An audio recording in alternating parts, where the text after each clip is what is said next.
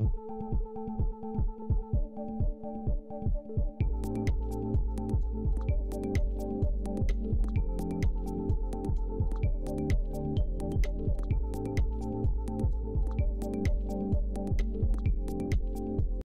lupa like, komen, subscribe, dan share ya guys. Komjen Dharma Pongrekun Senin, tanggal 6 Januari tahun 2025, datang melayat ke rumah duka Alvin Lim didampingi advokat Dr. Togar Situmorang. Usai melayat, Dharma Pongrekun pun sempat berbincang dengan awak media terkait sosok Alvin Lim.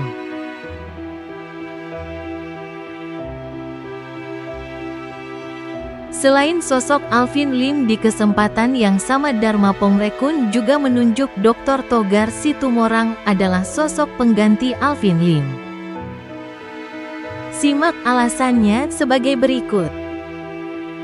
Dilibatkan untuk melayat ke Alvin Lim, seperti apa sih mungkin di mata Alvin Lim, di mata seorang Pak Dharma Pongrekun? Ya, pertama-tama saya mengucapkan belasungkawa yang sangat mendalam atas perginya beliau, karena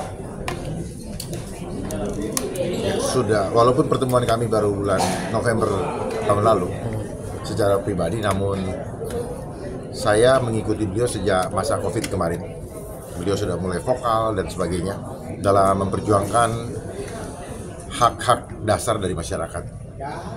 Kami sama-sama berjuang di bidang yang sama, tetapi berbeda bagian. Tetap memperjuangkan masalah kemanusiaan, tetapi beliau dalam bidang hukum, walaupun saya orang hukum, tetapi saya mencoba melihat dari sisi yang lebih luas lagi, adalah dalam bidang geopolitik global. Dan ke depan kami berjanji untuk meneruskan perjuangan beliau sampai Tuhan memanggil kami, seperti beliau juga tidak pernah gentar sepanjang berjalan dalam kebenaran. Bersama Tuhan kami percaya, kami cakap menanggung masalah. Dan kepada keluarga yang ditinggalkan, saya sekali lagi mengucapkan belasungkawa, dan kiranya Tuhan berikan kekuatan untuk menjalaninya. Memang menyedihkan, memang sedih, tetapi jangan larut dalam kesedihan, karena Tuhan punya rencana bagi kita-kita yang masih hidup. Dan beliau, Tuhan lebih mengasihi, sehingga beliau memanggil kembali untuk mengajarkan kepada kita bahwa perjuangan ini bukan sampai di titik ini, tetapi sampai Tuhan memanggil kita. Terima kasih, sampai jumpa di lain kesempatan. Pak, mungkin boleh sedikit mengenang sosok beliau dulu waktu mungkin Bapak bersama dengan beliau, mungkin ada momen-momen sosoknya yang dikenal. Saya baru bertemu beliau itu di bulan November. Dalam pertemuan itu saya mendapatkan kesan. Sebenarnya kesan itu saya dapatkan sejak saya mengikuti beliau di media. Dan kesan saya adalah beliau orangnya keras secara prinsip, tetapi lembut di dalamnya. Jadi kalau kita tidak bisa melihat kedalaman dari seseorang, kita akan selalu salah dalam menilai. Ya, seringkali apa yang diluapkan terasa tidak enak didengar, tetapi sebenarnya ingin mengetuk kepada kita semua yang hati nuraninya sudah tidur atau sudah buta, agar terusik dan sadar akan hal-hal yang sebenarnya terjadi di belakang layar, yang semuanya selalu menyembunyikan dengan hal-hal yang, kalau berbahasa hukum apa, modus operandinya, drama kejahatan selalu ditutupi, sehingga cara menutupinya itu membuat orang jengkel. Kenapa jengkel? Karena sebenarnya dia udah tahu. Dan orang yang menutupinya juga dia tahu dia salah. Tetapi karena ada rambu-rambu yang dibangun di dalam pembuktian empirik, harus ada bukti formalnya.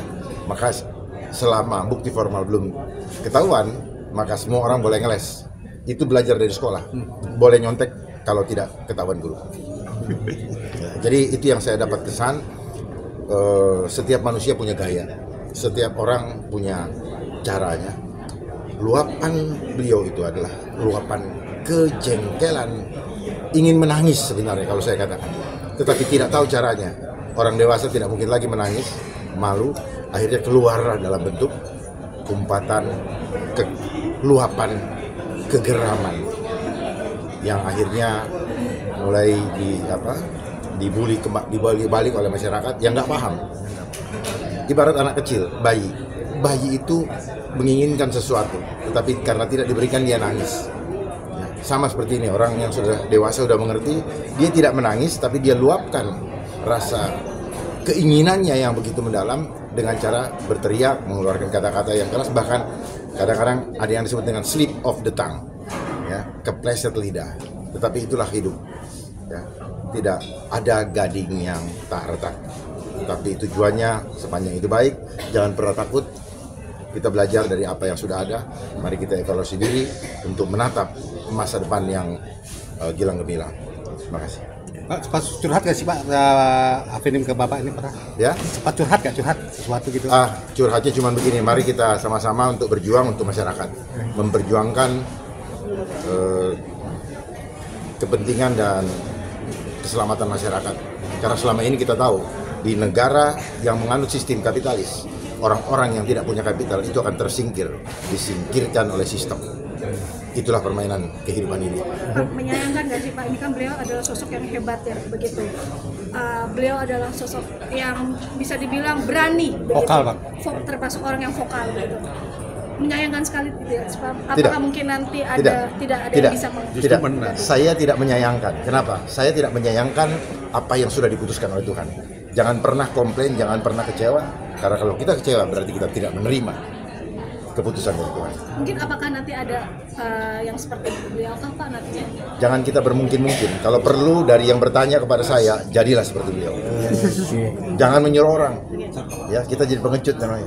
Suruh orang maju, kita cuma ngomentarin dari belakang. Mari di antara kita semua yang ada di sini termasuk beliau untuk menggantikan posisi beliau, meneruskan. Karena pada dasarnya beliau pun sudah sama, tinggal meneruskan. Ya, cuman lebih berani untuk menegakkan apapun, berapapun harganya. Bang, gimana Bang dipuji sama Bang Dharma Kun Bang? Bang Togar. Bukan dipuji, itu motivasi. Makasih ya. Terima kasih Bang Dharma Kun. Sehat-sehat Pak. Sehat Bang. Aman ya. Jangan lupa like, komen, subscribe dan share ya guys.